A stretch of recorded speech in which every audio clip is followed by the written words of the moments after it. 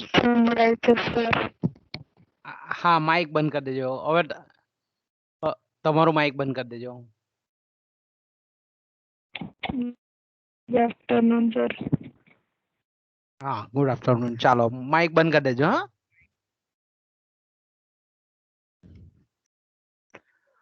Okay. તો બાળકો, આપણે ગઈકાલે ઈજારાવાળા બજારમાં પેઢી કઈ રીતે સમતુલા પ્રાપ્ત કરે છે, એની સમતુલાની કઈ શરત છે, તેની આપણે લાસ્ટ પીરિયડમાં ચર્ચા કરતા હતા. અને આપણે જાણીએ છીએ તે પ્રમાણે કે પેઢીની સમતુલાનું જે બિંદુ છે એ સમતુલાનું બિંદુ એટલે કે સમતુલાની જેને આપણે શરતો કહીએ છીએ ઈજારાવાળા બજારમાં, ખાસ કરીને કે જેમાં પેઢી એ જ ઉદ્યોગ છે અને ઉદ્યોગ એ જ પેઢી છે. બજારમાં વસ્તુ કે સેવાનો એક જ વિક્રેતા છે, વેચનાર છે, ઉત્પાદક છે. એવા બજારમાં કિંમત અને ઉત્પાદન જે નિર્ધારણની પ્રક્રિયા છે એની જે સમતુલાની શરત છે, પહેલી શરત આપણે જાણીએ છીએ તે પ્રમાણે કે સીમાંત આવક બરાબર સીમાંત ખર્ચ થતો હોવો જોઈએ. એને આપણે મહત્તમ નફાની શરત પણ કહીએ છીએ. અને બીજી 3 પ્રકારની શક્યતાઓ હોય તો પણ પેઢી એ સમતોલિત બને છે. અને આપણે જોયું તે પ્રમાણે કે સ્થિર ખર્ચ હોય એટલે કે સ્થિર સીમાંત ખર્ચ હોય ત્યારે પણ પેઢી સમતુલા પ્રાપ્ત કરે છે. પૂર્ણ હરીફાઈમાં આપણે જોયું તે પ્રમાણે કે સમતુલાની શરત સીમાંત ખર્ચ બરાબર સીમાંત આવક થવો જોઈએ. સમતુલાના બિંદુએ સીમાંત ખર્ચ વધતો હોય તો જ પેઢી એ અસામાન્ય નફો, સામાન્ય નફો અથવા ખોટની પરિસ્થિતિમાં કામ કરતી જોવા મળે છે. ત્યારે ઈજારાની પરિસ્થિતિ એક અપવાદરૂપ પરિસ્થિતિ એવી છે કે એમાં સમતુલાની શરતમાં સીમાંત આવક બરાબર સીમાંત ખર્ચ થતો હોવો જોઈએ. સમતુલાના બિંદુએ સીમાંત ખર્ચ સ્થિર હોય, સીમાંત ખર્ચ વધતો જતો હોય કે સીમાંત ખર્ચ ઘટતો જતો હોય. આ 3 પરિસ્થિતિમાં પેઢી એ સમતુલા પ્રાપ્ત કરે છે. અને 3 પરિસ્થિતિમાં આપણે એમ કહીએ કે પેઢીને અસામાન્ય કે અસાધારણ નફો પ્રાપ્ત થાય છે. આપણે ગઈકાલે આ પહેલી પરિસ્થિતિ આપણે જોઈ ગયા, તમને ખબર હોય તો, કે ભાઈ જ્યારે સ્થિર સીમાંત ખર્ચો હોય ત્યારે આપણે જાણીએ છીએ તે પ્રમાણે કે સ્થિર સીમાંત ખર્ચ હોય ત્યારે પેઢી જે કિંમત અને ઉત્પાદન અંગેનું નિર્ધારણ કરે છે એટલે કે સમતુલાનું બિંદુ એ અહીંયા આકૃતિમાં આપણે જોયું તે પ્રમાણે કે આ સીમાંત ખર્ચની રેખા છે, આ સીમાંત આવકની રેખા છે. જ્યાં ભેગા થાય બંને એકબીજાને છેદે એ છેદન બિંદુ સમતુલાનું ઉત્પાદન છે. અને આપણે જોઈએ છીએ તે પ્રમાણે કે આ સમતુલાના ઉત્પાદને કિંમત એ FM જેટલી નક્કી થાય છે અને પેઢીને BPFS જેટલો અસામાન્ય નફો પ્રાપ્ત થાય છે. એ ગઈકાલે આપણે આ આકૃતિની મદદથી પણ જોઈ ગયા. ઓકે, તો આપણે જોયું તે પ્રમાણે કે જ્યારે સમતુલાના બિંદુએ સીમાંત ખર્ચ સ્થિર હોય છે ત્યારે પેઢીને અસામાન્ય નફો પ્રાપ્ત થાય છે. અને એ આપણે આંકડા ઉપર મૂકેલા હતા અને એના પરથી આપણે જોઈએ છીએ કે ભાઈ 4000 રૂપિયા જેટલો એને અસામાન્ય નફો પ્રાપ્ત થાય છે. ઓકે, હવે આવે છે બીજી પરિસ્થિતિ કે સીમાંત આવક બરાબર સીમાંત ખર્ચ થતા હોવા જોઈએ અને સમતુલાના બિંદુએ સીમાંત ખર્ચ વધતો જતો હોય. સીમાંત ખર્ચ જ્યારે સમતુલાના બિંદુએ વધતો જતો હોય છતાં પણ મેં કીધું તેમ કે પેઢી સમતુલિત બને છે અને પેઢીને અસામાન્ય નફો પ્રાપ્ત થાય છે. તો અહીંયા તમે આકૃતિમાં જોઈ શકો છો કે મેં કીધું તેમ કે જ્યારે પણ ઈજારો આવે એટલે પહેલા આવક રેખાઓ પહેલા આપણે દોરી દેવાની. પહેલી જે આવક રેખા છે તેને આપણે સરેરાશ આવક રેખા કહીએ છીએ. આપણે AR વડે દર્શાવેલું છે, એવરેજ રેવન્યુ કર્વ બતાવેલો છે આપણે. એને આપણે સરેરાશ આવકની રેખા, કિંમત રેખા અથવા તેને માંગ રેખા તરીકે પણ ઓળખીએ છીએ. આ ઉપરની રેખા છે તે. એના નીચેની જે રેખા છે તેને આપણે સીમાંત આવકની રેખા કહીએ છીએ. સરેરાશ આવક અને સીમાંત આવક એ બંને ઇજારામાં અલગ અલગ રેખા પર દર્શાવવામાં આવે છે. પૂર્ણ હરીફાઈમાં એને એક જ રેખા પર આપણે દર્શાવતા હતા. એનું કારણ એ છે કે પૂર્ણ હરીફાઈ વાળા બજારમાં જે ઉત્પાદક પેઢી છે એણે પોતાના એકમોનું વધારે વેચાણ કરવું હોય ઉત્પાદન કરીને તો એને કિંમતમાં ઘટાડો કરવો પડતો નથી. જ્યારે ઇજારાવાળા બજારમાં આપણે જોઈ ગયા તે પ્રમાણે કે પેઢીની માંગ રેખા એ નકારાત્મક ઢાળવાળી હોવાથી પેઢીએ પોતાના એકમોનું વધારે વેચાણ કરવું હોય તો કિંમતમાં ઘટાડો કરવો પડે છે. અને એ કિંમતમાં ઘટાડો કરવો પડતો હોવાને કારણે જ આપણે એમ કહીએ કે સરેરાશ આવકની રેખા અને સીમાંત આવકની રેખા એ બંને અલગ છે. અને સરેરાશ આવક એ સીમાંત આવક કરતા વધારે છે. એ ગઈકાલે આપણે જોયું કે સરેરાશ આવક ₹1.90 હોય તો સીમાંત આવક 90 પૈસા છે. પછી સરેરાશ આવક ₹1.70 હોય તો સીમાંત આવક ખાલી 70 પૈસા છે. એ ગઈકાલે આપણે એક ટેબલ બનાવીને જોયું હતું. એટલે આપણે એમ કહી શકીએ કે સરેરાશ આવક કરતા સીમાંત આવક એ હંમેશા ઓછી હોય છે. હવે બીજી પરિસ્થિતિ આપણે અહીંયા જોઈએ છે કે વધતો સીમાંત ખર્ચ. સમતુલાના બિંદુએ વધતો સીમાંત ખર્ચ એટલે આપણે જોઈ શકીએ છીએ કે આ જે ખરાની નિશાની વાળી રેખા છે તેને આપણે સીમાંત ખર્ચની રેખા કહીએ છીએ. ટીક માર્ક વાળી રેખા છે તે કે ભાઈ આ રીતે ખરાની નિશાની વાળી આપણે રેખા દોરીએ છીએ. અને અહીંયા આ જે રેખા છે તેને આપણે સીમાંત આવકની રેખા કહીએ છીએ. તો અહીંયા તમે જોઈ શકો છો કે સમતુલાની શરત, પ્રથમ શરતનું જે પાલન છે સીમાંત આવક બરાબર સીમાંત ખર્ચ, એ અહીંયા આપણે જોઈ શકીએ છીએ કે અહીંયા એ બિંદુએ અહીંયા આપણે ધારો કે આપણે કોઈક બિંદુ આપી દઈએ કે ધારો કે અહીંયા કોઈક A' બિંદુ આપી દઈએ આ જગ્યાએ. તો અહીંયા તમે જોઈ શકો છો કે ધારો કે આપણે ધારો કે એક પોઈન્ટ મૂકી દઈએ એનો. ધારો કે આ બિંદુ છે, બરાબર? ધારો કે આ બિંદુ છે તો અહીંયા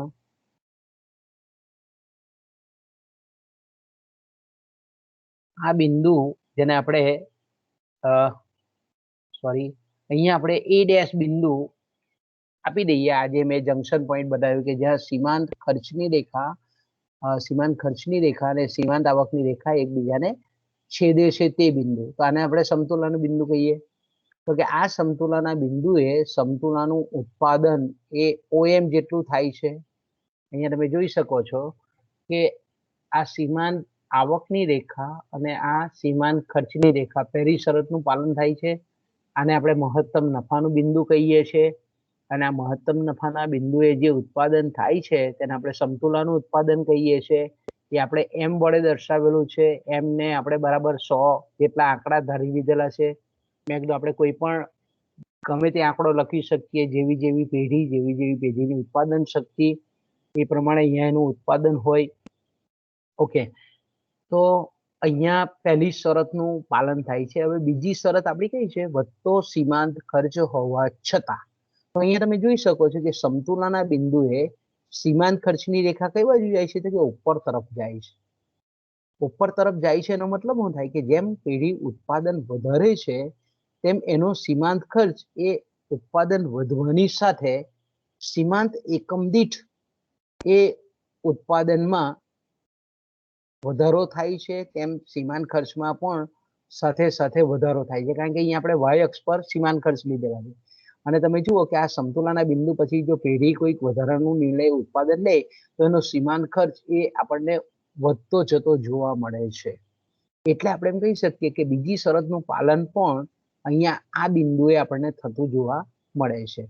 ઓકે, તો અહીંયા તમે જોઈ શકો છો કે આ બંને કે સીમાંત આવક બરાબર સીમાંત ખર્ચ થાય છે અને સાથે સાથે આપણે જાણીએ છીએ તે પ્રમાણે કે સમતુલાના બિંદુએ સીમાંત ખર્ચ વધતો જતો હોય છે ત્યારે પેઢીની પરિસ્થિતિ કેવી હોય છે નફાની તે અંગે આપણે આગળ જે રીતે વિચારેલું છે તે જ પ્રમાણે વિચારીએ કે આ બિંદુએ તમે આપણે હવે નફો શોધીએ તો નફાનું સૂત્ર આપણને ખબર છે કે કુલ નફો બરાબર કુલ આવક ઓછા કુલ ખર્ચ. સેમ આપણે કેલ્ક્યુલેશન ગણીએ. અહીંયા આપણે પહેલી શરત સીમાંત આવક બરાબર સીમાંત ખર્ચ. સમતુલાના બિંદુએ સીમાંત ખર્ચ વધતો જતો હોય ત્યારે પેઢી સમતુલા પ્રાપ્ત કરે છે, અસાધારણ નફો કે સુપર નોર્મલ પ્રોફિટ પ્રાપ્ત કરે છે. તો અહીંયા આપણે જોઈ શકીએ છીએ કે કુલ નફો બરાબર કુલ આવક ઓછા કુલ ખર્ચ આપણું સૂત્ર છે કે ભાઈ જેને આપણે નફો શોધીએ છીએ, અસામાન્ય નફો, સામાન્ય નફો કે પેઢીને ખોટ જાય છે એ આ સૂત્ર પરથી આપણે શોધી શકીએ છીએ કે કુલ નફો બરાબર કુલ આવક ઓછા કુલ ખર્ચ. ઓકે, હવે કુલ આવક આપણે જાણીએ છીએ કે એકમ દીઠ આવક અથવા તો એને આપણે સરેરાશ આવક કહીએ છીએ. તો કે એકમ દીઠ આવક ગુણ્યા પેઢીએ જેટલું ઉત્પાદન કરીને વેચેલું હોય તે વેચાણના એકમો અથવા તો એને આપણે વેચાણ કહીએ છીએ. આ બેનો ગુણાકાર કરીએ તો આપણને મળે છે કુલ આવક. અથવા તો કુલ આવકને શોધવા માટે સરેરાશ આવક ગુણ્યા ઉત્પાદન એ રીતે પણ તમે સૂત્ર લખી શકો. તો આપણને આ જે આંકડો મળે એ આકૃતિમાં આપણે જોઈએ તો NM ગુણ્યા OM. ઓકે, અહીંયા તમે જોઈ શકો છો કે NM ગુણ્યા OM. ઓકે, કારણ કે અહીંયા NM એટલા માટે કહીએ છીએ કે આ સમતુલાના બિંદુએથી એક આપણે લંબ રેખા દોરીએ અને એ સરેરાશ આવકની રેખા જેને આપણે કિંમત રેખા કહીએ છીએ એ કિંમત રેખાને ટચ થાય ત્યાં સુધી આપણે રેખા દોરીએ તો આપણને એકમ દીઠ કિંમત મળે છે.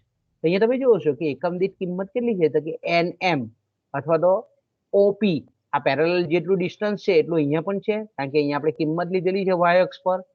એટલે આપણે એમ કહી શકીએ કે એકમ દીઠ કિંમત 50 રૂપિયા છે ગુણ્યા સમતુલાનું ઉત્પાદન અને પેઢી ઉત્પાદન કરીને વેચે છે તે 100 એકમ જેટલું છે.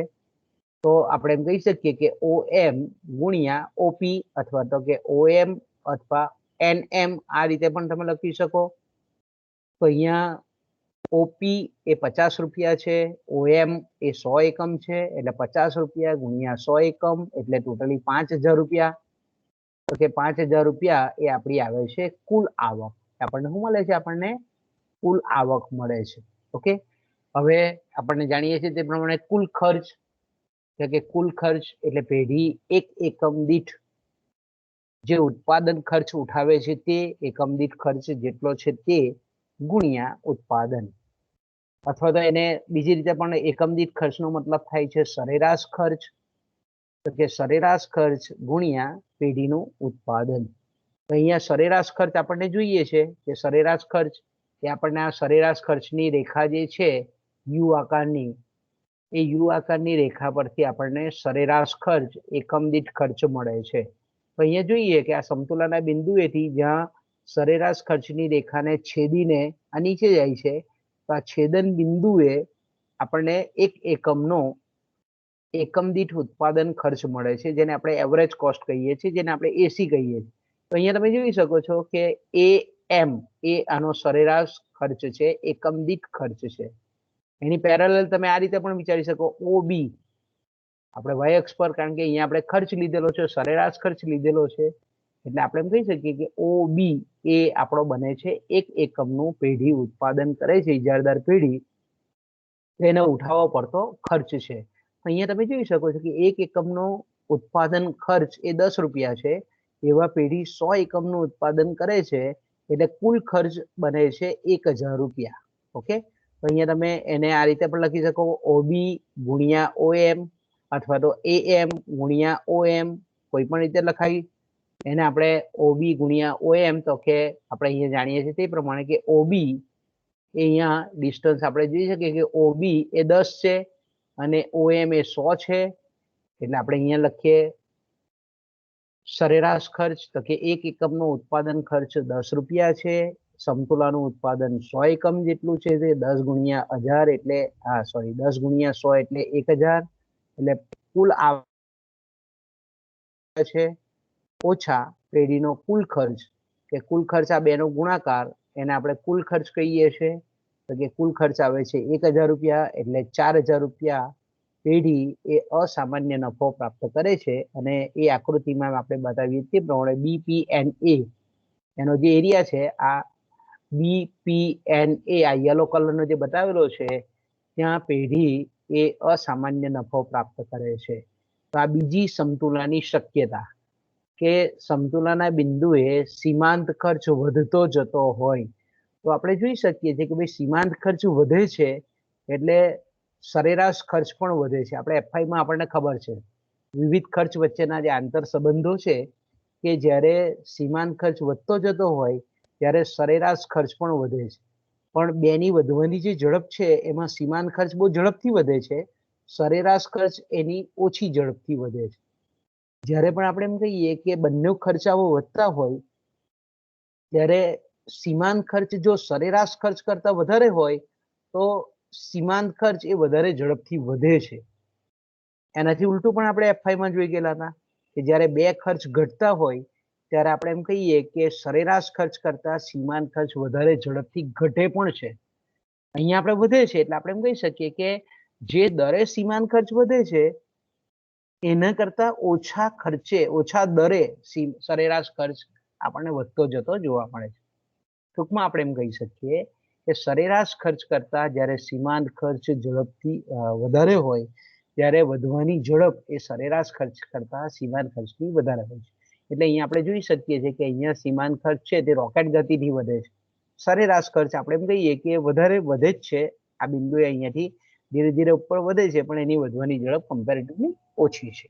ઓકે, તો આ બીજી પરિસ્થિતિ. હવે ત્રીજી પરિસ્થિતિ આપણે જોઈએ કે ઘટતો જતો સીમાંત ખર્ચ હોય ત્યારે પેઢી કઈ રીતે સમતુલા પ્રાપ્ત કરે છે. ઓકે, તો અહીંયા આપણે જોઈ શકીએ છીએ મિત્રો કે ધારો કે આપણે દોરીએ એટલે કે મને ટાઈમ નથી મળ્યો પીપીટી તૈયાર કરવાનો, એટલે આપણે અહીંયા એને વર્ચ્યુઅલી દોરી જ દઈએ. એને ધારો કે ઘટતો જતો સીમાંત ખર્ચ હોય. હવે ત્રીજી પરિસ્થિતિ, બરાબર. ત્રીજી પરિસ્થિતિ કઈ છે કે સીમાંત આવક બરાબર સીમાંત ખર્ચ થતો હોવો જોઈએ અને સમતુલાના બિંદુએ સીમાંત ખર્ચ ઘટતો જતો હોવો જોઈએ, બરાબર છે. તો અહીંયા ઘટતો જતો સીમાંત ખર્ચ હોય છતાં પણ પેઢી જે છે તે સમતુલા પ્રાપ્ત કરે છે અને પેઢીને આપણે એમ કહીએ કે અસામાન્ય નફો મળે છે. આપણી જે ચોપડીમાં ફિગર દોરેલી છે તે ખોટી ફિગર છે, એટલે સુધારી લેવાની. આ તમારે હું જે દોરું તે પ્રમાણે. અહીંયા તમે જોઈ શકો છો, પહેલા આપણે ધારો કે મેં કીધું તેમ કે આ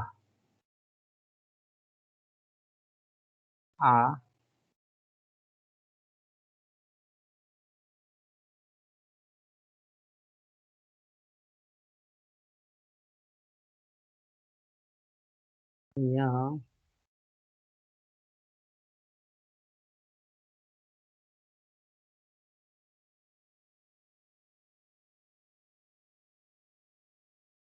ધારો કે આપણે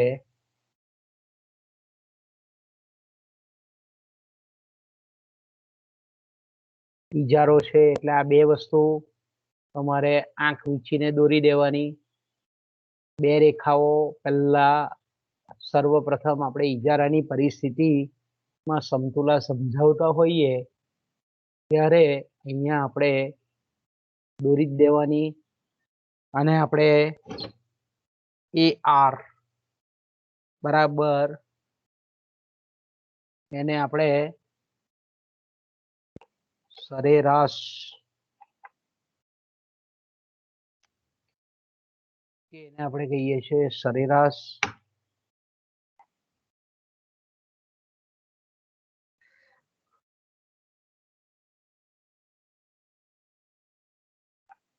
ખર્ચની રેખા. ઓકે, આપણે આ સરેરાશ ખર્ચની રેખા છે, એને આપણે બીજે કહીએ છીએ તે પ્રમાણે માંગ રેખા,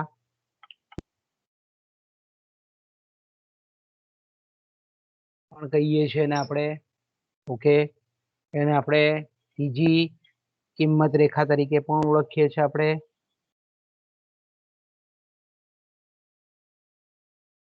રેખા તરીકે પણ એને આપણે મૂકી શકીએ.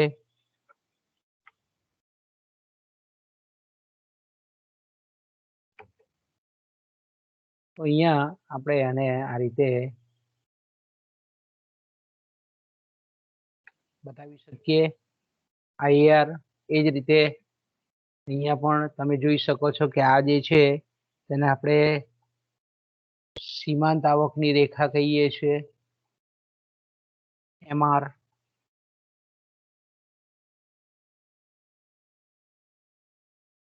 માર્જિનલ રેવન્યુ કર્વ જેને આપણે કહીએ છીએ, સીમાંત આવકની રેખા.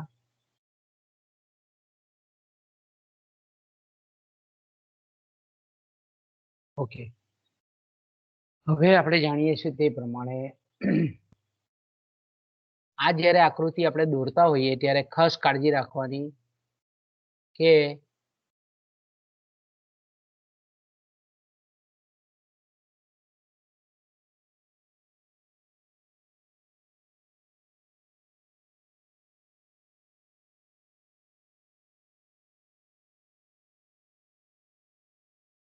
આ જે રેખા છે અહીંયા આપણે ચોપડીમાં મેં કીધું તેમ કે આપણે ભૂલ કરેલી છે રેખા દોરવામાં.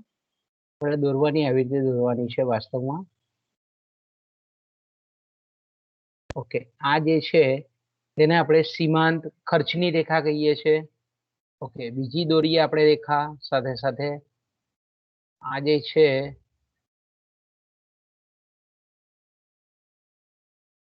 ઓકે, તેને આપણે સરેરાશ ખર્ચની રેખા કહીએ છીએ. ઓકે, લખી દઈએ આપણે અહીંયા. ધારો કે એને આપણે કહીએ છીએ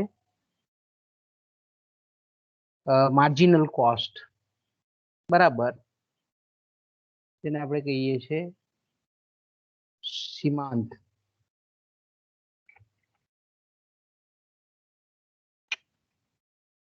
આપણે કહીએ છીએ સીમાંત આવક રેખા,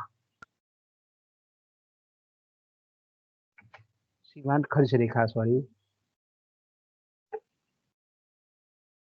સીમાંત ખર્ચ રેખા.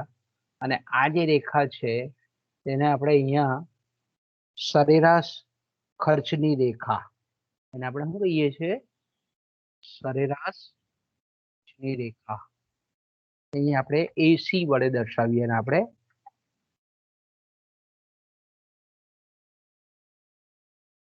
એસી બરાબર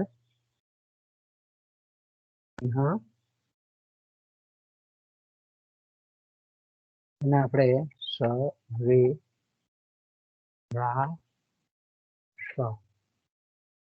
સરેરાશ ખર્ચની રેખા. ઓકે, સરેરાશ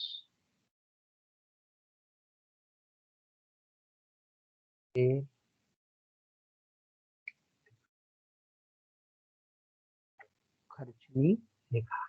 તો અહીંયા તમે જોઈ શકો છો. હવે અહીંયા ખાસ જે સમજવાની વસ્તુ છે તે અહીંયા તમે જોઈ શકો છો કે આ જે બિંદુએ સીમાંત આવક અને બીજી બાજુ આપણે કીધું તેમ કે આ સીમાંત ખર્ચની રેખા.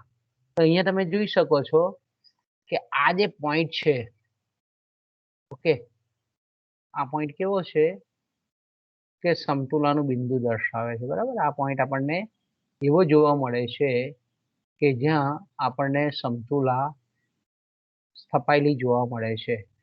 તો કે ભાઈ આ સીમાંત આવકની રેખા અને બીજી બાજુ આપણે એમ કહીએ કે આ જે સીમાંત ખર્ચની રેખા છે એકબીજાને જોડે છે. ત્યાં આપણે એમ કહી શકીએ કે આ જે બિંદુ છે એ બિંદુને આપણે સમતુલાનું બિંદુ કહીએ છીએ. ઓકે, અને આપણે સમતુલાનું બિંદુ કહીએ છીએ.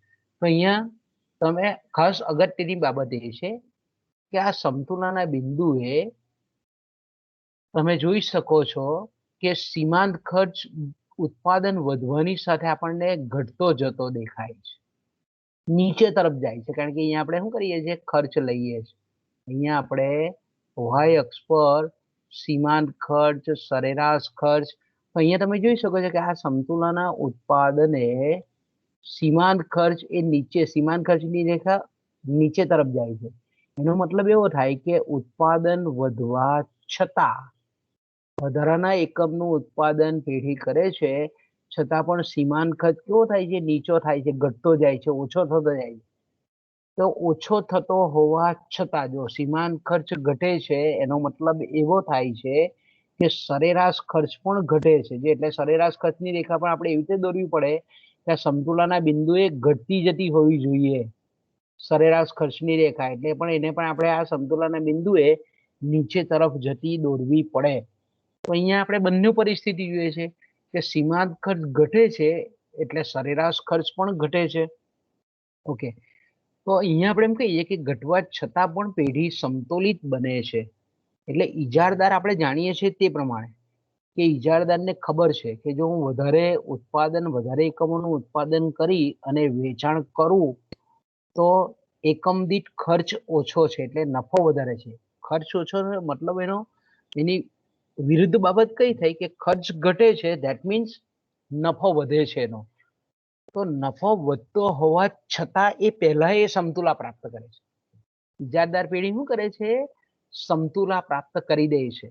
અને સમતુલા પ્રાપ્ત કરે છે, ખર્ચ હજુ પણ જો પેઢી જાણે કે આ સમતુલાનું જે ઉત્પાદન છે એના કરતા પણ જો ઉત્પાદન વધારવું તો મારો ખર્ચ ઘટે છે, નફો થાય છે પેઢીનો, પણ એ છતાં પણ ઇજારદાર કરે નહીં. એટલે આપણે એમ કહી શકીએ ને કે ઇજારો એક એવી બજારની પરિસ્થિતિ છે કે જેમાં સાધનોનો દુર્વ્યય થાય છે. પૂર્ણ હરીફાઈ વાળું બજાર આદર્શ બજાર કેમ કહેવામાં આવે છે, કારણ કે એમાં નીચામાં નીચા સમયના લાંબા ગાળા આપણે જોઈએ તો પેઢી જે સમતોલિત બને છે એમાં એની જે ઉત્પાદન શક્તિ છે એનો પૂરેપૂરો ઉપયોગ થાય છે. એટલે ન્યૂનતમ કદની પેઢી કહીએ છીએ ને આપણે. પૂર્ણ હરીફાઈ વાળા બજારમાં સમયના લાંબા ગાળામાં ઓછામાં ઓછા સરેરાશ ખર્ચે એ ઉત્પાદન કરે છે. એનો મતલબ આપણે એવો કરી શકીએ કે પૂર્ણ હરીફાઈ વાળા બજારમાં ઉત્પાદનના સાધનોનો દુર્વ્યય થતો નથી. પણ ઇજારામાં આપણે જાણીએ છીએ તે પ્રમાણે કે નીચામાં નીચો સરેરાશ ખર્ચ અહીંયા છે, આ બિંદુ એ છે, આટલે છે, છતાં પણ એ શું કરે છે, આટલા ઊંચા સરેરાશ ખર્ચે પોતાનું ઉત્પાદન અટકાવી દે છે અને સંતુલિત પ્રાપ્ત કરે છે. આપણે એમ કહી શકીએ કે આ પરિસ્થિતિમાં એ ન્યૂનતમ ઉત્પાદનના બિંદુએ એટલે કે ન્યૂનતમ કદના બિંદુએ ઓછામાં ઓછા લઘુત્તમમાં લઘુત્તમ સરેરાશ ખર્ચે ઉત્પાદન કરી શકે એમ છે, કેપેબલ છે, શક્તિમાન છે, છતાં પણ એ કરતી નથી. પણ આપણે જોઈએ છે કે ઊંચે પોતાની સમતુલા પ્રાપ્ત કરે છે. હવે આ સંજોગોમાં આપણે એમ કહી શકીએ કે પેઢી કઈ રીતે પોતાની આપણે એમ કહી શકીએ કે સમતુલા પ્રાપ્ત કરે છે એ જોઈએ આપણે. તો ધારો કે આપણે અહીંયા જોઈ શકીએ છીએ કે આ સમતુલાનું ઉત્પાદન છે. સમતુલાનું ઉત્પાદન એટલે આપણે ધારો કે અહીંયા 100 એકમ આપી દઈએ કે અહીંયા ધારો કે 100 એકમનું પેઢી ઉત્પાદન કરે છે. ઓકે, હવે અહીંયા આપણે જાણીએ છીએ કે આ મહત્તમ નફાનું બિંદુ છે. અહીંયા સૌથી વધારે ઉત્પાદન થાય છે, એટલે કે મીન્સ કે વધારે નફો મળે છે. તો અહીંયા આપણે હવે નફો શોધીએ. નફો બરાબર આપણે સૂત્ર આપણને ખબર છે કે નફો બરાબર કુલ આવક ઓછા કુલ ખર્ચ. આપણી પાસે સૂત્ર છે એનું. તો હવે કુલ આવક એટલે જાણીએ છીએ તે પ્રમાણે કે કુલ આવક એટલે આપણે જાણીએ છીએ તે પ્રમાણે કે પી ઇન્ટુ એકમ દીઠ કિંમત ગુણ્યા ઉત્પાદન અથવા તો એને વેચાણ કહીએ છીએ એટલે પી ઇન્ટુ ક્યુ ઓછા ટોટલ કોસ્ટ એટલે એવરેજ કોસ્ટ એકમ દીઠ ખર્ચ ગુણ્યા ઉત્પાદન. આ રીતે આપણે બતાવી શકીએ. સેમ જ છે વસ્તુ આપણે જે આગળની આકૃતિમાં ચર્ચા કરી ગયા. ધારો કે આપણે એમ કહીએ કે અહીંયા કિંમત નક્કી થાય છે, આટલી કિંમત નક્કી થાય છે. ધારો કે અહીંયા આપણે 50 રૂપિયા, આપણું જે ઉદાહરણ છે તે ચાલુ રાખીએ, 50 રૂપિયા અહીંયા કિંમત મૂકીએ. ઓકે, અહીંયા આ સમતુલાના બિંદુએથી સરેરાશ ખર્ચની રેખાને છેદે ત્યાં આપણે એમ કહીએ કે અહીંયા એકમ દીઠ ખર્ચ નક્કી થાય. અહીંયા આપણે જોઈ શકીએ છીએ કે એકમ દીઠ ખર્ચ એ 10 રૂપિયા છે. અહીંયા કિંમત જે નક્કી થાય છે 50 રૂપિયા છે. એટલે 50 ગુણ્યા સમતુલાનું ઉત્પાદન એટલે 100 એકમ. સેમ વસ્તુ, અને ઓછાનું ચિહ્ન, સરેરાશ ખર્ચ, તો કે સરેરાશ ખર્ચ આપણે 10 રૂપિયા શોધ્યો આ રીતે. અહીંયા 10 ગુણ્યા સમતુલાનું ઉત્પાદન છે 100 એકમ એટલે 100 બરાબર આપણે જોઈએ છીએ તે પ્રમાણે કે આ જે આપણને મળે છે 1000 રૂપિયા એ પેઢીને મળે છે, જેને આપણે કહીએ છીએ કુલ ખર્ચ, ટોટલ કોસ્ટ. એ આપણને શું મળે છે 1000 રૂપિયા, તો કે કુલ ખર્ચ. તો અહીંયા તમે જોઈ શકો છો કે કુલ આવક 5000 રૂપિયા છે. 50 ગુણ્યા 100 એટલે 5000 રૂપિયા. કુલ ખર્ચ આપણે જોઈએ છીએ તે પ્રમાણે કે 1000 રૂપિયા આપણે આજે શોધ્યો તે પ્રમાણે. તો અહીંયા જોઈ શકો છો કે આટલો જે છે તે પેઢીને અસામાન્ય નફો પ્રાપ્ત થાય છે. અહીંયા તમે એને આ રીતે બતાવી શકો કે ભાઈ આ જે છે એ પેઢીને પ્રાપ્ત થતો અસામાન્ય નફો છે. અહીંયા તમે જોઈ શકો છો કે ભાઈ આ જે છે તે પેઢીનો આખો અસામાન્ય નફાનો વિસ્તાર છે. ઓકે, તો અહીંયા તમે આપણે અહીંયા મૂળ ખૂબીની વાત એ છે કે સીમાંત ખર્ચ ઘટતો જતો હોય તો પણ પેઢી સમતોલિત બને છે, અને પેઢીને આટલો મેં કીધું તેમ કે અસામાન્ય નફો એને પ્રાપ્ત થાય છે. બરાબર, આટલો જે છે આ ભાગ તે એનો અસામાન્ય નફો બતાવે છે, આટલો ભાગ. એને આપણે કોઈ પણ નામ આપી શકીએ, A B C D. Okay, તો કે આ પેઢીની કુલ આવક છે એમાંથી આટલો કુલ ખર્ચ બાદ થાય છે, એટલે આ કેસરી કલરનો જે આખો પોર્શન મેં બતાવ્યો છે તેને આપણે કહીએ છીએ પેઢીનો અસામાન્ય નફો. બાળકો ક્લિયર થાય છે મગજમાં કે ઉપરથી જાય છે? રિપ્લાય આપો મને. સર આવડી ગયું. હે? હા સર. આવડી ગયું, સમજ પડી ગઈ. આવડી ગઈ ને? આ જે રેખા છે ને તે સમતુલાના બિંદુએ ઘટતી જતી બતાવી. બરાબર, આપણે ચોકડીમાં વધતી જતી જ બતાવેલી. રેખા જે બતાવેલી છે તે ખોટી બતાવેલી છે. ખાસ પરીક્ષામાં જોવાની.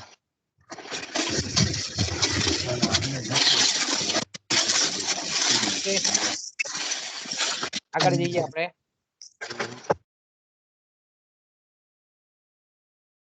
એને આપણે આ રીતે પણ આપણે ફિગર ભલે નથી દોરી પણ એને શાબ્દિક રીતે આપણે જે આગળ સમજાવેલું છે તે જ વસ્તુ છે કે ભાઈ સીમાંત ખર્ચ અહીંયા આપણે એમ કહીએ કે સોરી, આ સ્થિર ખર્ચ છે તેની જગ્યાએ અહીંયા ઘટતો જતો ખર્ચ હોય ત્યારે ઇજારદાર પેઢી એ સમતુલા પ્રાપ્ત કરે છે અને અસામાન્ય નફો પ્રાપ્ત. સેમ જ છે, આપણે જે રીતે આગળ સમજાવેલું છે એ જ પ્રકારે આપણે સમજાવીએ છીએ. તો આપણે સમયનો ટૂંકો ગાળો હોય કે સમયનો લાંબો ગાળો હોય, ઇજારામાં મેં કીધું તેમ કે સમયના લાંબા ગાળે પણ ઉદ્યોગમાં પ્રવેશ બંધી છે, એટલે કોઈ અન્ય હરીફ પ્રવેશવાનો નથી. એટલે પરીક્ષામાં કદાચ કોઈક પેપર સેટર એવું પણ પૂછે તમને કે સમયના લાંબા ગાળામાં પેઢીની અથવા તો ઉદ્યોગની સમતુલાની સ્પષ્ટતા કરો, સમજાવો. તો સમયના ટૂંકા ગાળામાં પણ આ ત્રણ પરિસ્થિતિમાં સીમાંત ખર્ચ સ્થિર હોય, સીમાંત ખર્ચ વધતો જતો હોય કે સીમાંત ખર્ચ ઘટતો જતો હોય, તો ત્રણ પરિસ્થિતિમાં પેઢી સમતોલિત બને છે અને પેઢીને અસામાન્ય નફો પ્રાપ્ત થાય છે. ઓકે, આ સમયના ટૂંકા ગાળામાં જ નહીં પરંતુ સમયના લાંબા ગાળામાં પણ પ્રવેશબંધી હોવાને લીધે અન્ય કોઈ હરીફ અંદર પ્રવેશવાનો નથી. એટલે ટૂંકા ગાળાનો જે નફો છે ઇજારદાર પેઢીનો, ઇજારદાર ઉદ્યોગનો, એ સમયના લાંબા ગાળા સુધી પણ યથાવત રહે છે.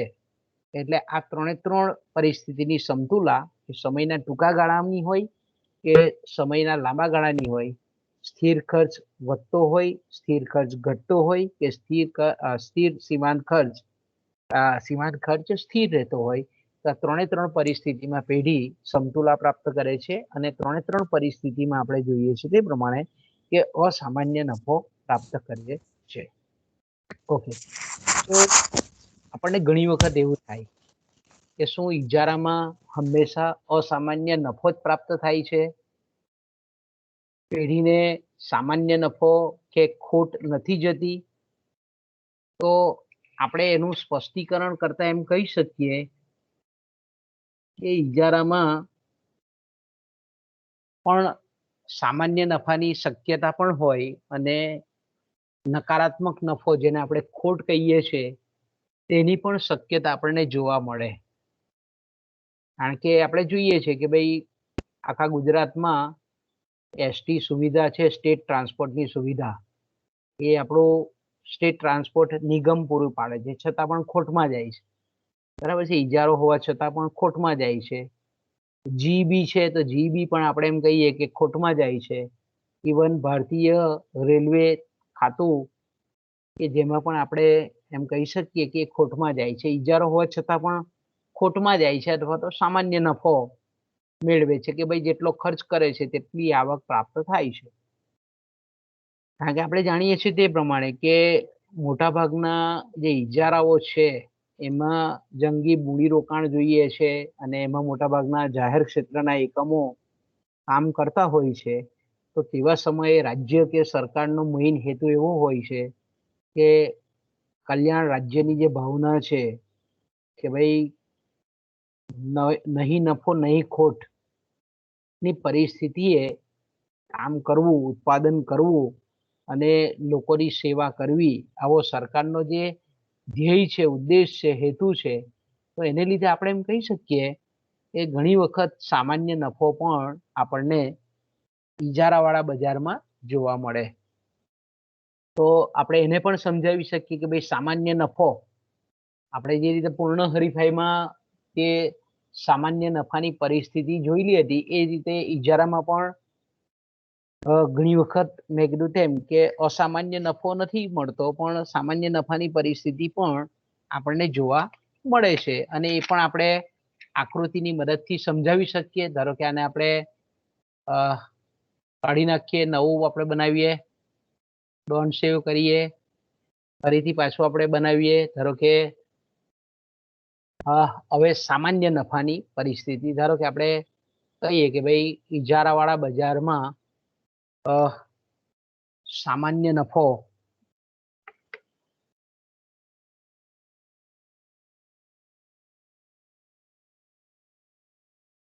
પણ પેઢી પ્રાપ્ત કરતી હોય છે.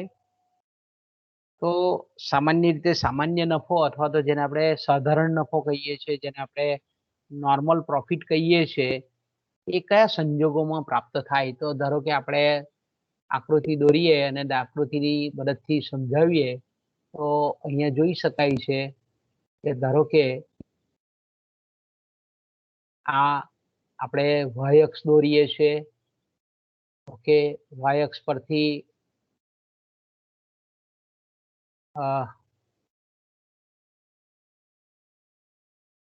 અહીંયા આપણે ક્ષિતિજ ધરી એક્સ અક્ષ દોરીએ છીએ. પહેલા આપણે જ્યારે પણ મેં કીધું તેમ કે ગ્રાફ દોરતા હોઈએ ત્યારે એક્સ અક્ષ અને વાય અક્ષ આપણે બતાવી દઈએ છીએ.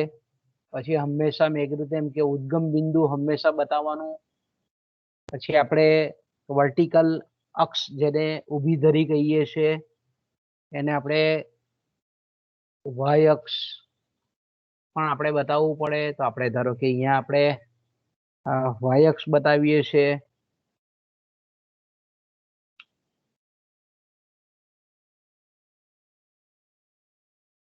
ધારો કે અહીંયા આપણે વાય બતાવીએ, અહીંયા આપણે એક્સ અક્ષ બતાવી દઈએ. હવે એક્સ અક્ષ પર તમને ખબર છે તે પ્રમાણે કે એક બાજુ આપણે ઉત્પાદન લઈએ છે, તો અહીંયા આપણે ઉત્પાદન બતાવીએ, પુરવઠો બતાવીએ,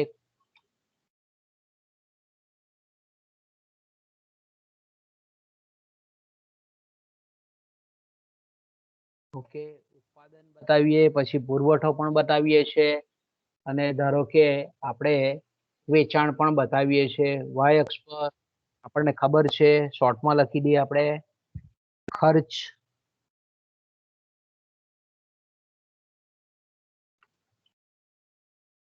પછી આવશે કિંમત,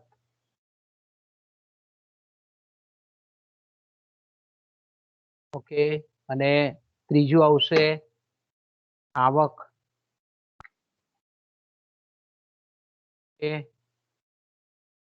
ત્રીજું આવક આવશે, અને આપણે આ રીતે ખેંચી લઈએ આ બાજુ. ઓકે, ખર્ચ એટલે સરેરાશ ખર્ચ, કુલ ખર્ચ, સીમાંત ખર્ચ બધું જ આવી જાય. આવકમાં સરેરાશ આવક, કુલ આવક, સીમાંત આવક આવી જાય. હવે આપણે પહેલા બે રેખા દોરી દઈએ. બે રેખામાં પહેલી જે આવશે એને આપણે સરેરાશ આવકની રેખા કહીએ છીએ. બીજી જે રેખા આવશે તેને આપણે સીમાંત આવકની રેખા કહીએ છીએ. ઓકે, હવે આપણે જાણીએ છીએ તે પ્રમાણે કે ધારો કે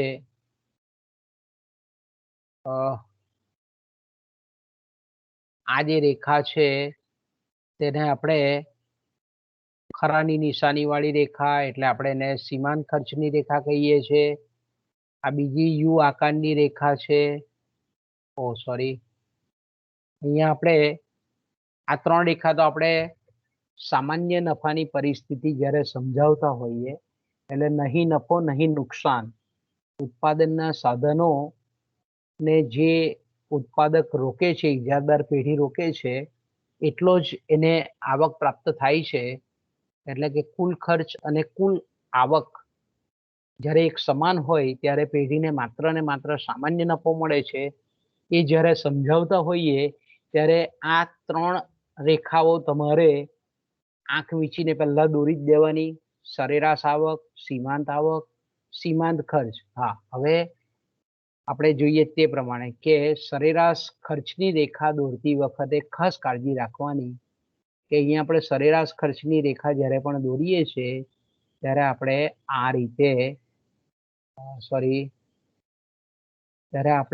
આ રીતે બરાબર આ સરેરાશ આવકની રેખા છે એને ટચ થાય એ રીતે દોરવાની, સ્પર્શ થાય એ રીતે દોરવાની. ઓકે, અહીંયા આપણે લખી શકીએ કે આને આપણે સરેરાશ ખર્ચ કહીએ છીએ.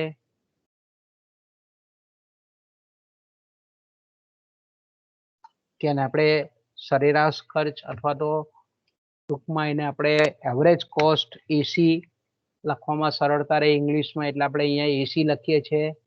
એસી એટલે ગરમીમાં ઠંડી આપી હતી, એસી નહીં, એવરેજ કોસ્ટ.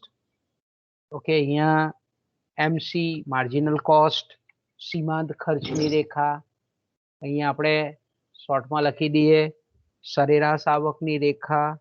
તમે જ્યારે પીજી કરશો ત્યારે કદાચ આવું સાંકેતિક લખેલું હોય, પી બરાબર ડિમાન્ડ કર્વ, એ આપણે એમ કહી શકીએ માંગ રેખા, કિંમત રેખા, સરેરાશ આવકની રેખા. એ જ રીતે અહીંયા સીમાંત આવકની રેખા, માર્જિનલ રેવન્યુ. ઓકે, આટલો તકતો તૈયાર થઈ ગયો.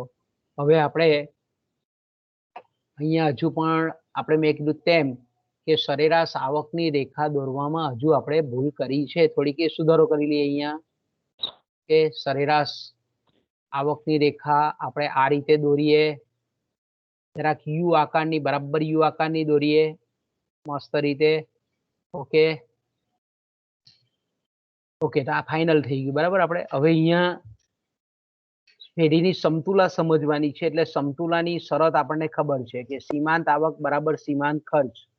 તો અહીંયા આ બિંદુ એ આપણે જાણીએ છીએ તે પ્રમાણે કે સમતુલાનો બિંદુ એ આપણું બને છે આ, બરાબર છે.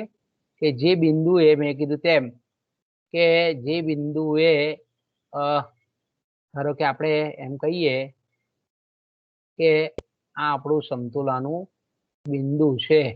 ઓકે, આ સમતુલાનું બિંદુ ધારો કે અહીંયા મેં ષટકોણ બનાવ્યો છે કે આ સીમાંત આવકની રેખા સીમાંત ખર્ચની રેખા એકબીજાને છેદે છે, સમતુલાની શરતનું પાલન થાય છે અને આપણે જાણીએ છીએ તેમ કે આ મહત્તમ નફાનું બિંદુ છે. હવે અહીંયાથી આપણે જે શોધવાનું છે તે બરાબર, આપણે શોધવાનું શું છે તો કે આપણે શોધવાનો છે પ્રોફિટ. તો પ્રોફિટ બરાબર આપણને ખબર છે કે પ્રોફિટનું સૂત્ર, નફાનું સૂત્ર, પ્રોફિટ બરાબર કુલ આવક ઓછા કુલ ખર્ચ, total revenue, total cost. Okay, અહીં આપણે પ્રોફિટ બરાબર ખબર છે ટીઆર એટલે ટોટલ રેવન્યુ, કુલ આવક બરાબર આપણે જાણીએ છીએ કે પી ગુણ્યા ક્યુ, પી ગુણ્યા આપણે જાણીએ તે પ્રમાણે કે પી ગુણ્યા ક્યુ એટલે કે કિંમત, એકમ દીઠ કિંમત, સરેરાશ આવક ગુણ્યા એનું વેચાણ ઓછાનું ચિહ્ન આપણે મૂકી દઈએ. કુલ ખર્ચ આપણને ખબર છે કે કુલ ખર્ચ બરાબર સરેરાશ ખર્ચ એકમ દીઠ ખર્ચ ગુણ્યા આપણને ખબર છે ગુણ્યા ઉત્પાદન, એટલે ઉત્પાદન કે વેચાણને આપણે ક્યુ તરીકે દર્શાવીએ છીએ. અહીંયા આ રીતે આપણે સૂત્રને બતાવી શકીએ. અહીંયા સરળતા ખાતર બ્રેકેટ કરવો હોય તો બ્રેકેટ બી કરી શકાય કે આ પહેલો બ્રેકેટ છે તે કુલ આવક બતાવે છે, બીજો બ્રેકેટ છે તે આપણને કુલ ખર્ચ બતાવે છે. હવે અહીંયા આપણે જોઈએ છે નીચે કે હવે આપણે આંકડો લઈ લઈએ, કાલ્પનિક આંકડો જે આપણે કાયમ દરેક ઉદાહરણમાં લઈએ છીએ તે પ્રમાણે. ધારો કે અહીંયા આપણે કઈ બદલીએ આંકડો, ધારો કે પેઢી 1000 એકમનું ઉત્પાદન કરે છે. ઓકે, અને અહીંયા આપણે જાણીએ છીએ કે સમતુલાનું ઉત્પાદન ધારો કે 1000 એકમનું છે. ઓકે, અહીંયા આપણે જાણીએ છીએ તે પ્રમાણે ધારો કે અહીંયાથી આપણે કુલ આવક આપણે શોધવી છે એટલે પહેલા આપણે કિંમત શોધવી પડે. તો અહીંયાથી આપણે એક્સટેન્ડ કરીએ. અહીંયા તમે જોઈ શકો છો કે ધારો કે અહીંયાથી આપણે કમ્પ્લીટલી રેખા દોરી દઈએ. સોરી, હજુ સ્લેન્ટિંગ આડી જાય છે. અહીંયાથી દોરીએ આપણે. તો અહીંયા આપણને આ મળશે, ધારો કે આ એકમ દીઠ કિંમત મળે છે આપણને આટલી. અહીંયા ધારો કે અહીંયા આપણે આંકડો આપી દઈએ, ધારો કે કોઈક આંકડો આપી દઈએ અને એ આંકડો આપી દઈએ, ધારો કે કિંમત છે 100 રૂપિયા. ઓકે, આપણે કિંમત કેટલી લખીએ હવે, ધારો કે અહીંયા આપણે અલગ લખી તો કે ભાઈ કિંમત છે 100 રૂપિયા. ઓકે, હવે આપણે જાણીએ છીએ તે પ્રમાણે કે આપણને કિંમત મળી ગઈ 100 રૂપિયા. તો અહીંયા આપણે 100 લખીએ ગુણ્યા સમતુલાનું ઉત્પાદન આપણે લખી લીધેલું છે કે ભાઈ 1000 એકમનું ઉત્પાદન છે, આપણે આંકડો બદલેલો છે. ઓકે, હવે ઓછાનું આખે બ્રેકેટ તો બ્રેકેટ કરી દઈએ આપણે, ઓછાનું ચિહ્ન કરી દઈએ આપણે અહીંયા. ઓકે, હવે એકમ દીઠ ખર્ચ, તો અહીંયા તમે જોઈ શકો છો કે આ સમતુલાના બિંદુએથી એકમ દીઠ આપણે ખર્ચ મેળવવો હોય તો આ સરેરાશ ખર્ચની રેખા છે. ઓકે, સરેરાશ ખર્ચની રેખા પણ અહીંયાથી ટચ થાય છે. તમે જુઓ કે આ સરેરાશ આવકની રેખા અને સરેરાશ ખર્ચની રેખા એકબીજાને સ્પર્શે છે. તો અહીંયા સમતુલાના બિંદુએ આપણે કહીએ કે આ સ્પર્શ બિંદુ છે, એટલે આ સ્પર્શ બિંદુએ આપણે એમ કહીએ કે સરેરાશ આવક અને સરેરાશ ખર્ચ એક સમાન છે. સરેરાશ આવકને આપણે કિંમત કહીએ છીએ, એનો મતલબ એવો થાય કે કિંમત અને સરેરાશ ખર્ચ એક સમાન છે. તો અહીંયા આપણે કહીએ કે આપણને જે આંકડો આવે છે 100, તે આંકડો બને છે એકમ દીઠ ખર્ચ, એટલે એકમ દીઠ ખર્ચ કેટલો થાય છે 100. ઓકે, હવે ગુણ્યા તો કે ગુણાકારનું ચિહ્ન, અને ઉત્પાદન કેટલું છે તો કે 1000 આપણે લીધેલું છે. ઓકે, 1000 અહીંયા આપણે બ્રેકેટ કરી દઈએ. ઓકે, અહીંયા બ્રેકેટ કરી દઈએ આપણે. અહીંયા ધારો કે આને એક્સટેન્ડ કરીએ એટલે આપણને તમને સરળતા સમજવામાં રહે. ધારો કે થોડીક આપણે આમ લઈ લઈએ, નીચે લઈ લઈએ થોડુંક આને. ઓકે, તો અહીંયા તમે જોઈ શકો છો કે 100 ગુણ્યા 1000 ઓછા 100 ગુણ્યા 1000, એનો મતલબ એવો થાય કે બરાબર 100 ગુણ્યા 1000 એટલે 10,000.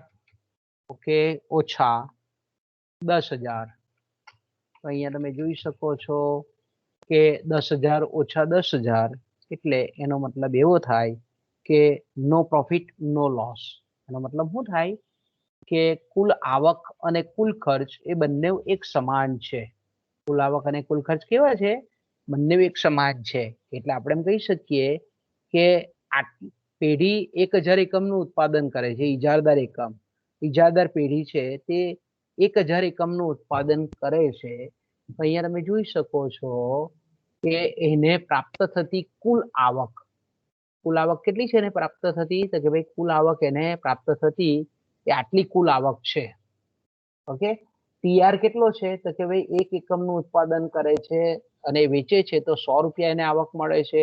એવા 1,000 એકમનું ઉત્પાદન કરે છે એટલે કુલ આજે આખો ગ્રીન મેં જે બતાવ્યો છે સર્કલ, આ ગ્રીન બતાવ્યો છે એ ગ્રીન એકચ્યુઅલી શું છે? તો કે ગ્રીન એ આપણને બતાવે છે કુલ આવકનો એરિયા બતાવે છે. તો કે 100 ગુણ્યા 1,000. અહીંયા આપણને આ બતાવે છે 100 ગુણ્યા 1,000 એટલે આ 10,000 આખો ગ્રીન પોર્શન બતાવે છે. હવે આપણે જાણીએ છીએ તે પ્રમાણે ઓકે કે ભાઈ આ જે છે હવે કુલ ખર્ચ આપણે શોધી, આ તો કુલ આવક આપણને શોધી. અહીંયા તમે મેં કીધું તેમ કે OABC કોઈ પણ આપણે આલ્ફાબેટ પણ આપી શકીએ આ ચોરસને, લંબચોરસને આખાને. ઓકે, હવે આપણે જાણીએ છીએ તે પ્રમાણે કે કુલ આવક એ આપણે જોઈ 10,000 રૂપિયા. હવે કુલ ખર્ચ તો કે એ પણ 10,000 રૂપિયા છે. તો કે કુલ ખર્ચ એટલે 1 એકમનું પેઢી ઉત્પાદન કરે છે તો એને 100 રૂપિયા ખર્ચ લાગુ પડે છે. સરેરાશ ખર્ચ એનો 100 રૂપિયા છે કારણ કે અહીંયા સરેરાશ ખર્ચની રેખા અહીંયા ટચ થાય છે. એટલે 1 એકમનું ઉત્પાદન કરીને વેચે છે તો જેટલી એને એકમ દીઠ કિંમત કે સરેરાશ આવક પ્રાપ્ત થાય છે એટલો જ એને સરેરાશ ખર્ચ લાગુ પડે છે. અહીંયા કે 100 રૂપિયા જેટલું છે તો 100 રૂપિયા ખર્ચ પણ લાગુ પડે છે અને એકમનું વેચાણ કરે છે તો પણ 100 રૂપિયા એને આવક પ્રાપ્ત થાય છે.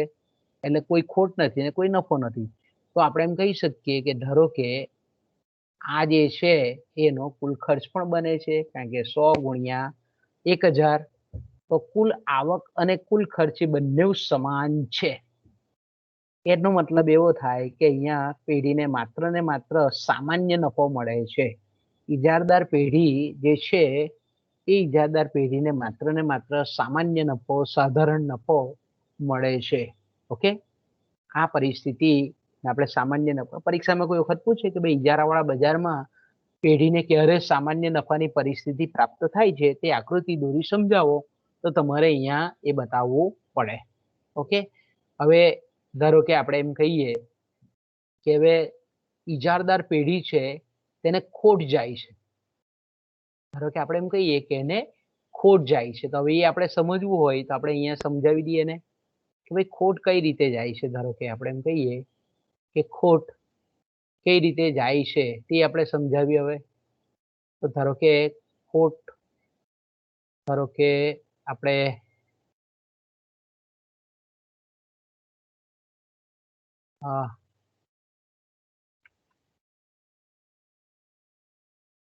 એ ખોટ જવા માટે આપણે એને થોડુંક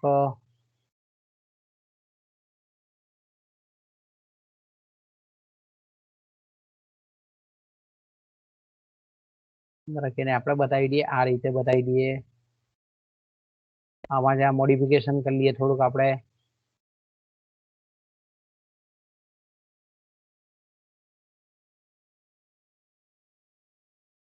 ઓકે, અહીંયા જે બતાવ્યું સુધારો કરી દઈએ આપણે થોડો. ઓકે, હવે અહીંયા મેં કીધું તેમ કે ધારો કે એને ખોટ ને લોસ, ધારો કે અહીંયા આપણે બતાવીએ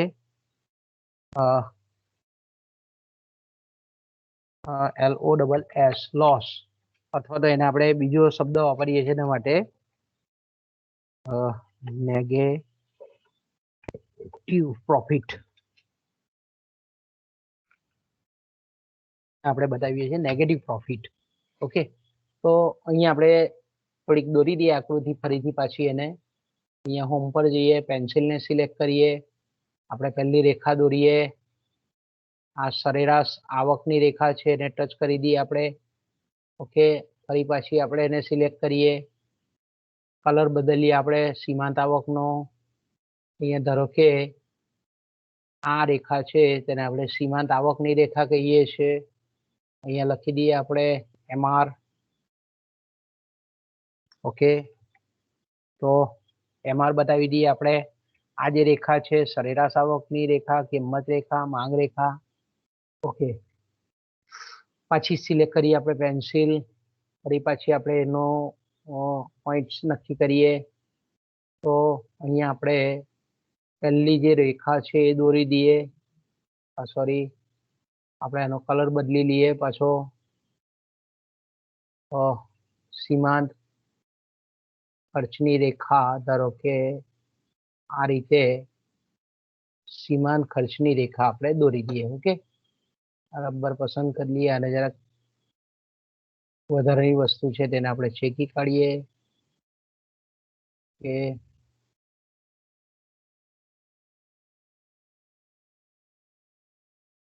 ઓકે, આ સીમાંત ખર્ચની રેખા હવે જે ખાસ દોરવાની છે તે મેઇન જે આપણે મેં કીધું તેમ કે ખરી જે કલા કારીગરી છે તે એ છે સરેરાશ ખર્ચની રેખા. હવે આપણે અહીંયા ખોટ જાય છે. ખોટ જાય છે એનો મતલબ શું થાય કે એકમ દીઠ કિંમત કરતા એકમ દીઠ ખર્ચ વધારે છે.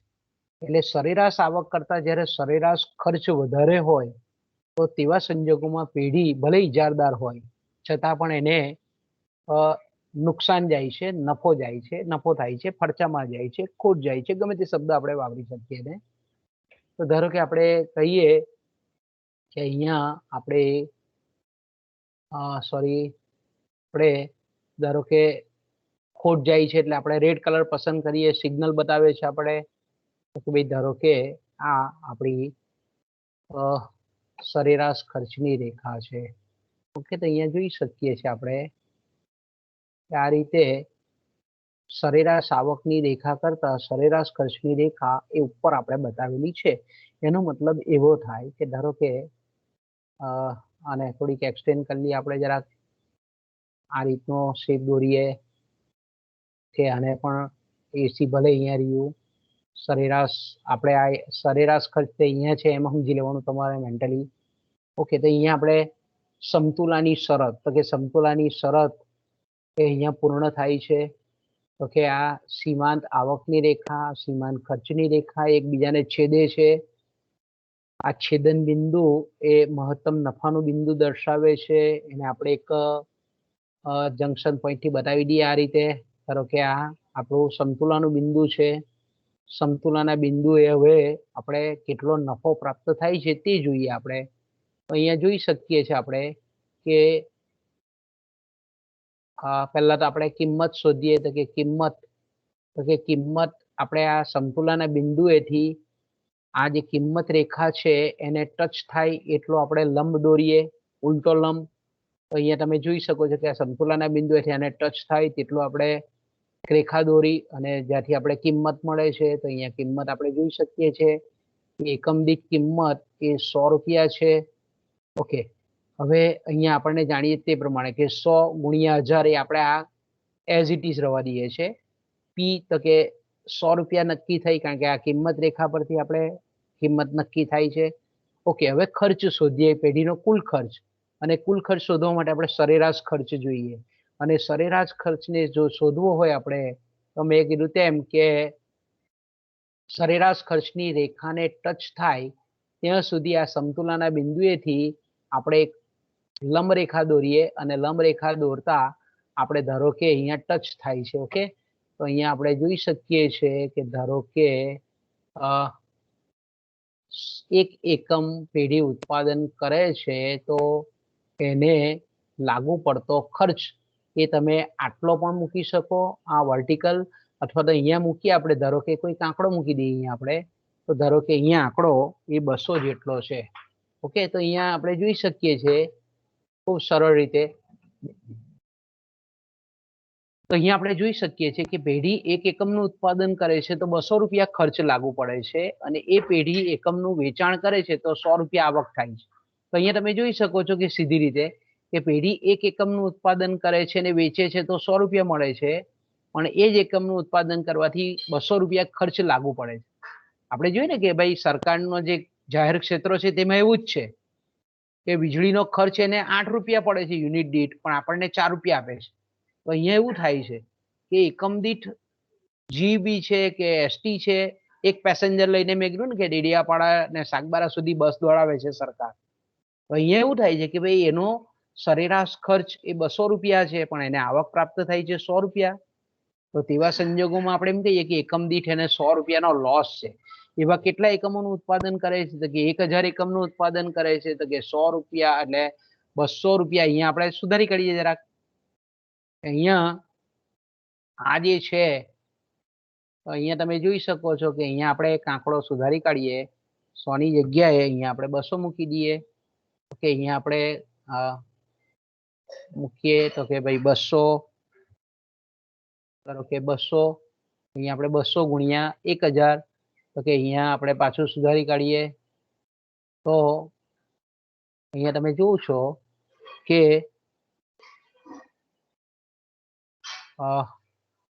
અહીંયા આપણે 20 મૂકીએ એટલે 200 ગુણ્યા 1000 એટલે 20000. તો અહીંયા તમે જુઓ છો કે પેઢીની કુલ આવક 10,000 રૂપિયા થાય છે, પણ પેઢીનો કુલ ખર્ચ થાય છે 20,000 રૂપિયા. એટલે અહીંયા આપણે પાછું અહીંયા સુધારી કાઢીએ તો ખોટ જાય છે પેઢીને. અહીંયા શું થાય છે? પેઢીને જાય છે ખોટ. અને કેટલી ખોટ જાય છે? ધારો કે અહીંયા આપણે એમ કહીએ કે અહીંયા આપણે જોઈએ છે કે પેઢીને અહીંયા જોઈએ છે કે -10,000 રૂપિયા જેટલી ખોટ જાય છે. અહીંયા નકારાત્મક નફો, જેને આપણે ખોટ કહીએ. કારણ કે 10,000 માંથી 20,000 જાય એટલે મોટી રકમનું જે આગળનું ચિહ્ન હોય તે મૂકવાનું હોય. તો અહીંયા 20,000 ની આગળનું નકારાત્મક ચિહ્ન છે એટલે ઋણ આવે. એટલે અહીંયા જોઈ શકીએ છીએ કે નફો છે તે નેગેટિવ છે, જેને આપણે લોસ કહીએ છીએ અને આપણે ખોટ કહીએ છીએ. તો અહીંયા તમે જોઈ શકો છો બાળકો કે પેઢી આટલા એકમનું ઉત્પાદન કરે છે તો એને કુલ આવક આટલી પ્રાપ્ત થાય છે. પણ જ્યારે એ આપણે કહીએ છીએ કે એનું ઉત્પાદન કરે છે તો આપણે એમ કહી શકીએ કે એને કુલ ખર્ચ આટલો બધો લાગુ પડે છે. તો આટલો કુલ ખર્ચ છે, એમાંથી આટલી જ આવક બાદ કરીએ તો આટલો જે ભાગ છે આપણે એમ કહીએ કે આટલો ભાગ આ વચ્ચેનો, સોરી, ફરી પાછું આપણે અન્ડુ કહીએ. ધારો કે આટલો જે પોર્શન છે, આટલો જ ખાલી આ ચોરસ ભાગ, તો આ ચોરસ ભાગ જે છે તે પેઢીને માત્ર ને માત્ર આપણે એમ કહીએ કે ખોટ જાય છે, નેગેટિવ પ્રોફિટ થાય છે, લોસ જાય છે. ઓકે, અને તમે આ રીતે પણ આકૃતિમાં બતાવી શકો કે ભાઈ આટલો ભાગ છે, એ આટલો ભાગ છે તે પેઢીને ખોટનો ભાગ દર્શાવે છે. તો આવી પરિસ્થિતિમાં પણ પેઢીઓ કામ કરતી હોય છે. તો ખોટની પરિસ્થિતિમાં પણ પેઢીએ સરકારી ક્ષેત્ર જે છે, મેં કીધું તેમ કે ખોટ કરતા હોય. દાખલા કે સિવિલ હોસ્પિટલો છે, મેડિકલ સારવાર છે, રેલવે છે, એર ઇન્ડિયા છે, આ બધા ખોટ કરતા એકમો આપણને એટલે જોવા મળે છે. તો બાળકો અહીંયાથી આપણે અટકીએ. તો અહીંયાથી આપણું પૂરું કરીએ લેક્ચર. આજે મારું બપોર પછીનું નથી એટલે કાલે પાછા ભેગા થઈએ આપણે, બરાબર? બોલો ભાઈ મયંકભાઈ, કઈ છે હા તકલીફ? સર, આપણે આ નવું પેટર્ન આવ્યું છે ને પેપર નું, તે કેવું છે તે પૂછવાનું. નવા પેટર્નમાં એવું છે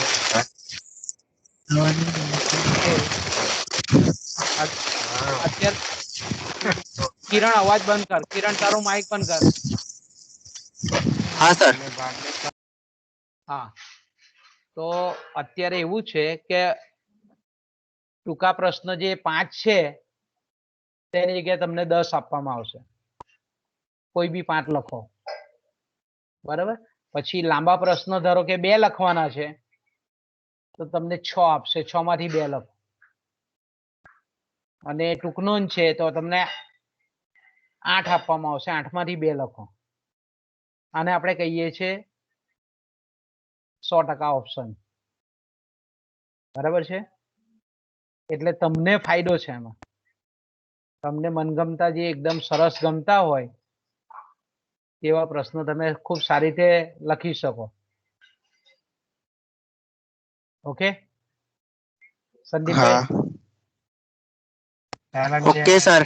ઓકે, તો કાલે મળીએ આપણે, બરાબર? કાલે હા, પાછા સર. ભેગા થઈએ. હા સર. ઓકે.